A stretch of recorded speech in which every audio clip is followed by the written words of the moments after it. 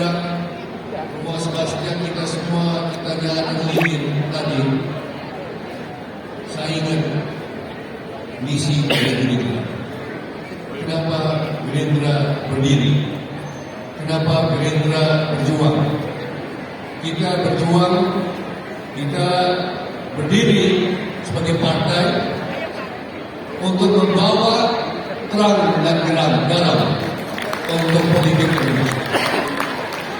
Itu setiap kali saya jalan keliling, saya ingat misi kita. Saya ingat tujuan kita. Dan terima kasih kan kosong kan pada Pak Tony kita dapat bagi penjualan rohani. Kita lebih besar lagi, kita lebih optimis lagi, kita bawa misi yang baik, kita bawa harapan untuk rakyat kita. Bapak-bapak, ibu-ibu, saudara sekalian, saya hanya mau ingatkan kita semua, terutama kader Partai Gerindra. Kita adalah anggota partai politik. Kita membawa misi politik. Dan misi dari Partai Gerindra adalah untuk pertama, untuk menjaga keutuhan bangsa. Kita membela Pancasila dan Undang-Undang Dasar dengan jiwa raga kita. Itu adalah sumpah dari misi dari Partai Gerindra. Yang kedua, yang tidak kalah pentingnya, kita tidak masuk partai, kita tidak masuk ranah politik untuk cari harta atau untuk cari jabatan. Kita masuk politik untuk mencari kekuasaan untuk berbuat baik untuk rakyat kita. Bukan kekuasaan untuk cari harta atau jabatan. Kita cari kekuasaan untuk berbuat baik. Dan saya mau sampaikan bahwa ada beberapa program yang luar biasa yang akan mensejahterakan rakyat kita, banyak yang miskin dan berpindah.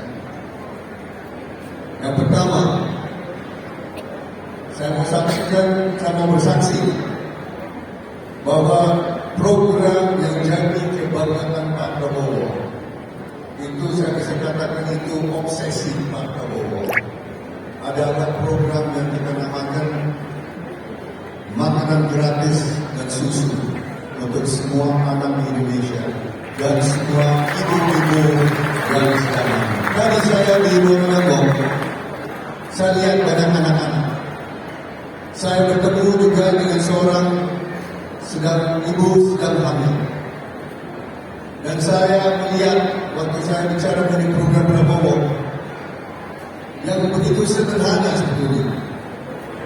Prabowo sudah berobsesi, dan saya kira banyak kader Gerindra sudah tahu. Sudah 17 tahun sebelum ada Gerindra, dia sudah bicara dan sangat prihatin dengan kondisi anak-anak kita, kondisi kesehatan. Yang namanya stunting. Tadi saya lihat dari kawan-kawan dari NTT, kawan-kawan dari Flores, dari Timor.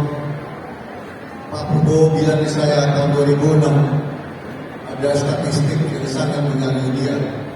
Waktu itu 30% anak-anak di Indonesia menderita stunting.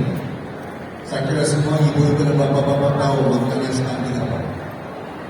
Dengan 30% itu rata-rata, tapi di NTT, di Flores, di Timor, di Alor, di Rote, 56% dari anak-anak di NTT menderita stunting. 56%, jauh di atas rata-rata. Bapak-bapak ibu semuanya, 17 tahun sekarang sudah lewat, tahun 2023.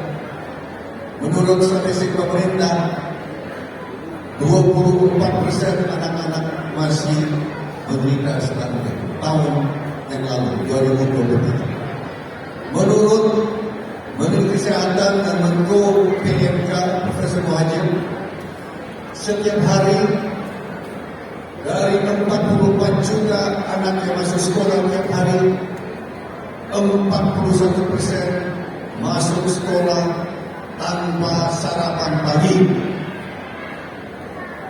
Itu berarti kurang lebih 18 juta anak kita mulai sekolah tiap hari lapar dengan perut kosong karena orang tuanya miskin, tidak mampu untuk menyediakan makanan sarapan. Maka ini adalah suatu hal yang sangat mendorong Prabowo. Dan dia selalu bicara, tadi malam saya rapat sama dia 2 jam. Dan yang kita bicarakan apa? Kita bicarakan makanan gratis dan susu untuk 78 juta anak dan 4 juta ibu-ibu yang sedang hamil. Itu yang kita bicarakan tadi malam. Bagaimana kita bisa siapkan dan mulai bulan Oktober tahun ini, apabila nanti Prabowo dan Gibran dapat mandat dari rakyat Indonesia, tahun hari pertama mereka menjabat, kita mulai program makanan gratis dan susu untuk semua anak-anak dan 4 juta ibu yang sedang hamil. Kenapa 4 juta ibu sedang hamil? Ternyata menurut para ahli gizi, setiap tahun lahir 50.000 anak cacat setiap tahun. 50.000 anak lahir setiap tahun, dan itu yang tercatat. Itu yang tercatat. Sudah pasti yang belum tercatat atau tidak tercatat itu puluhan ribu lagi. Ini adalah malapetaka dan baru bencana. Maka para ahli sudah usulkan ke Pak Prabowo, dan Pak Prabowo sudah menerima dan akan sudah setuju, kita akan berikan makanan gratis dan susu untuk 4 juta ibu di seluruh Indonesia. Dia tidak bicarakan anggaran pertahanan tadi malam. Dia tidak bicarakan alutsista yang modern tadi malam. Dia bicara mengenai makanan gratis dan susu untuk rakyat kita. Bapak-bapak ibu semuanya, saya juga berbangga dengan Prabowo pimpinan kita karena keberanian dia memilih calon wakil presiden, anak yang sangat cerdas dan sangat tulus, dan akan dampingi Prabowo untuk memimpin negara kita. Kenapa saya bilang berani? Karena saya bersaksi.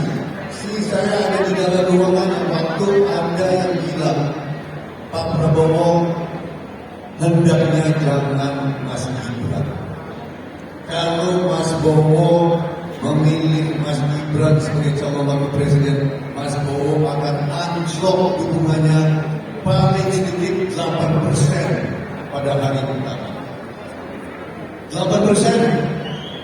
Ada yang bilang Pak Prabowo akan hilang dukungan 8%.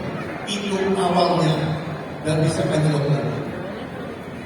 Pak Prabowo bilang, saya lebih baik sama memilih anak yang tulus. Lebih baik saya pilih yang bocil, saya pilih anak ingusan, tapi dengan hati tulus dan bersih dari korupsi. Mungkin ada calon-calon wakil presiden yang pengalaman lebih tua, hebat, tapi belum tentu seperti anak ini. Bapak-bapak, ibu-ibu, kita tahu bahwa Mas Gibran selaku wali kota Solo, waktu 2 gereja kita ditutup dan disegel oleh kelompok radikal dan ekstremis, Mas Gibran berani turun ke bawah, langsung buka segel yang dipatahkan dan tempat baru buka kembali oleh kita semua. Ini adalah anak yang berani, bernyali, dan saya kira semua umat di Indonesia, apapun agamanya, rasnya, sukunya, akan terlindung dengan seorang Presiden Prabowo Subianto dan Wakil Presiden Gibran Rakabuming Raka. Program-program seperti makanan gratis akan membawa anak-anak Indonesia ke tahun Indonesia emas tahun 2045. Ini adalah suatu mujizat. Prabowo dan Jokowi bergabung dan akan memimpin kita 10 tahun, 20 tahun ke depan ke Indonesia yang emas. Pak bagaimana tadi sebut mengenai persatuan dan kesatuan. Kemarin ada peristiwa di Sulawesi Utara, ada seorang pejabat menghina Prabowo Subianto,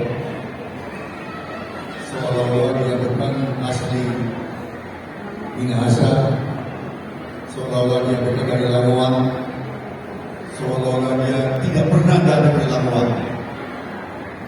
Ada yang kirim ke saya WhatsApp, Pak Hashim, saya mau balas. Bagaimana kita balas orang begitu? Saya jawab, kita adalah orang Kristen, kita harus maafkan orang itu. Kita juga ada, kita gemuk ada, orang itu nggak apa-apa. Itu makna dari orang Kristen. Kita masuk politik, orang kritik kita tidak apa-apa. Kita tidak benar kembali, kita tidak balas. Kita balas dengan kebaikan. Itu makna dari orang Kristen. Itu makna dari seorang politikus Kristen. Terima kasih Pak Roni. Tadi khotbah yang luar biasa. Tadi istri saya ini itu kagum dengan khotbah Bapak. Terima kasih. Kita tekankan persatuan. Sekali lagi saya mengucapkan terima kasih kepada seluruh jajaran Gerindra dari agama Kristen dan Katolik. Terima kasih karena kalian begitu setia, kalian begitu berjunjung tinggi kesetiaan kepada pimpinan partai, dan kita akan bawa Indonesia menuju ke Indonesia yang adil, makmur dan sejahtera. Itu adalah Capres 02 Prabowo Subianto dan Gibran Rakabuming Raka. Terima kasih, Tuhan Yesus memberkati kita semua. Terima kasih Bapak Hashim Joyo. Maaf, tadi saya lupa. Nanti saya juga mengucapkan terima kasih kepada paduan suara. Kita tepuk tangan kepada suara yang juga band yang luar biasa. Terima kasih yang tadi yang juga netra yang nyanyi untuk kita semua. Terima kasih untuk teman-teman kita dari teman-teman Batam yang tadi luar biasa suaranya. Terima kasih Olas. Terima kasih Bapak Hashim Joyo Kusumo. At kung